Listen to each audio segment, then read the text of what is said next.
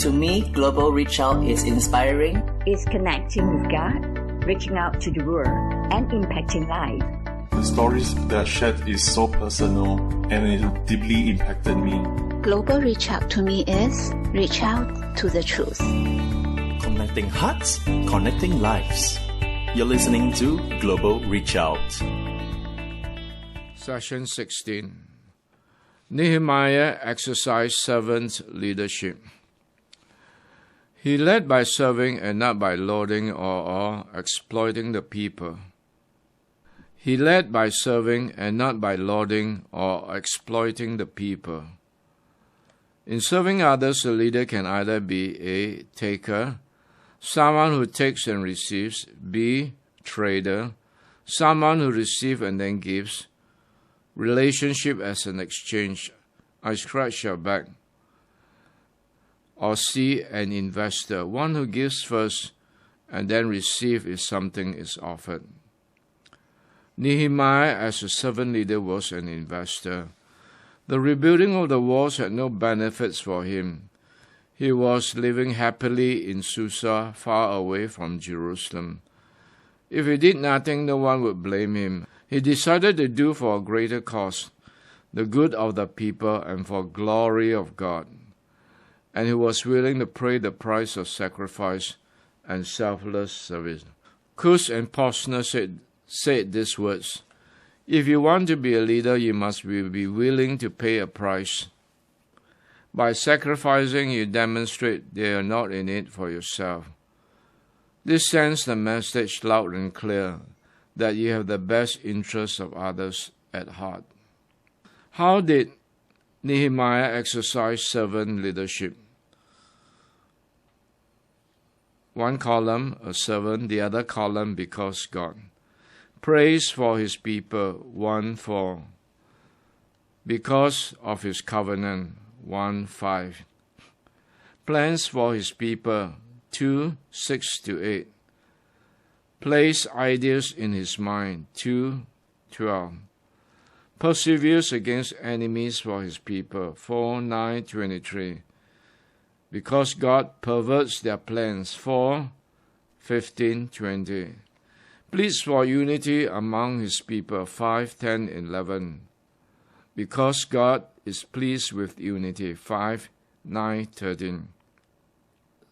Perceives falsehood and remains faithful, 6:8-12.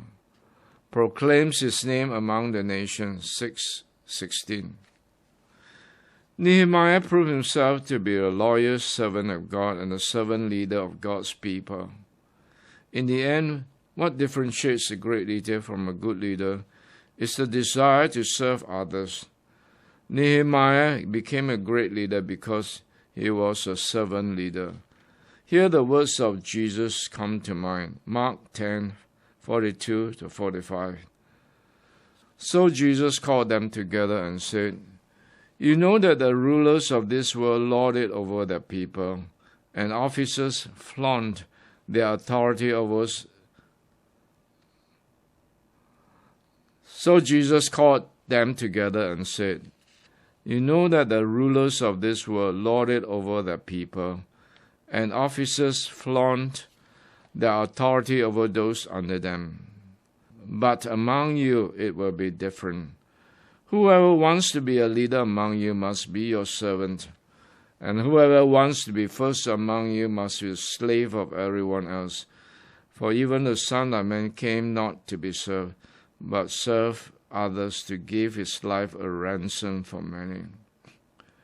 In sum, we can say Nehemiah exercised successful leadership because he planned purposely, prepared prayerfully, proceeded positively, and pursued persistently, resulting in the people having a mind to work, a heart to pray, and an eye to watch.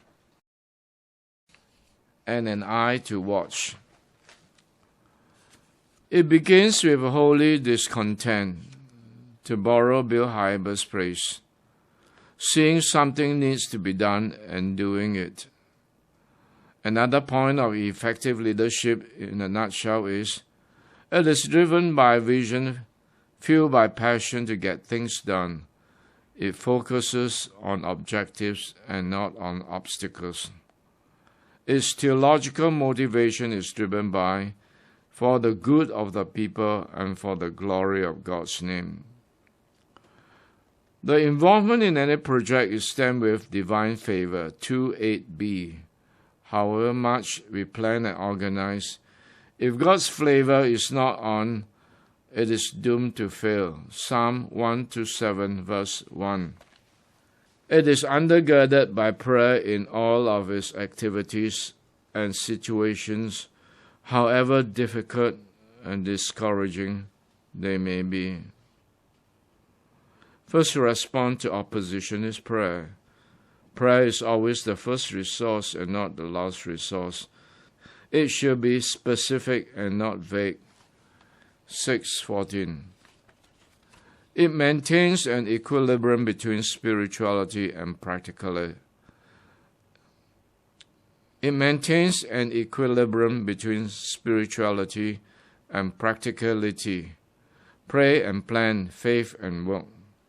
It practices courageous leadership when the situation warrants it and brings the people back to the Word.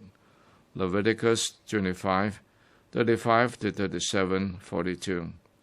And delivers a rebuke rather than closes an eye or sweeps everything under the carpet.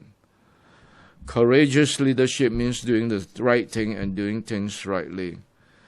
Nehemiah refused to accept any salary during his 12 years as governor of Judah. Chapter 14-16. On the other hand, he lent money and supplied grain to the poorer people with no interest charge. He fed 150 Jewish officers at his own expense. Develop synergy and resonance with the people they lead. It leads by example and cultivates loyalty. It leads by example and cultivates loyalty. A leader has no right to ask others to do what he or she is unwilling to do. Hence, he was able to exert influence on them because of the example set by him. It uses positive and faith-building words to encourage those discouraged and reassures and renews their faith in God. It will have people who will seek to hinder and people who seek to help. However, successful leadership learns to trust God to protect them from their detractors. It handles opposition or criticism responsibly and spiritually. Instead of overreacting, it relies on God and prays for justice to be done. It practices the principle of focus. Doing first thing first, leadership needs to be focused, having priority, in order to get things done and to finish what God calls us to do. It is easy to get distracted in leadership. In fact, Jeremiah was saying, I have a war to finish. I must finish the war. I must finish the war. Compared with what Paul said, this one thing I do. It does not jump ship when difficulties arise. Instead, it persists on without turning back and refuses to quit or allows the size of the task or length of completion to stop any project he or she undertakes. It fears God rather than the people. It chooses and mentors leaders based on the faithfulness and fear of God. It chooses and mentors leaders based on the faithfulness and fear of God. 7:2. And those who have stood the test of time. Edgar A. Quest wrote this poem about courage. Courage isn't a brilliant dash, a daring deed in a moment's flash. It isn't an instantaneous thing, born of despair with a sudden spring. It isn't a creature of flickered hope, or the final tug at a slipping rope, but it is something deep in the soul of man. It is the working always to serve some plan. Courage isn't the last resort in the work of life or the game of sport. It isn't a thing that a man can call at some future time when he is apt to fall. If he hasn't it now, he will not have it not. When the strain is great and the pace is hot, for who will strive for a distant goal must always have courage within his soul. Courage isn't a dazzling light that flashes and passes away from sight. It is a slow, unwavering, ingrained trait, with the patience to work and the strength to wait.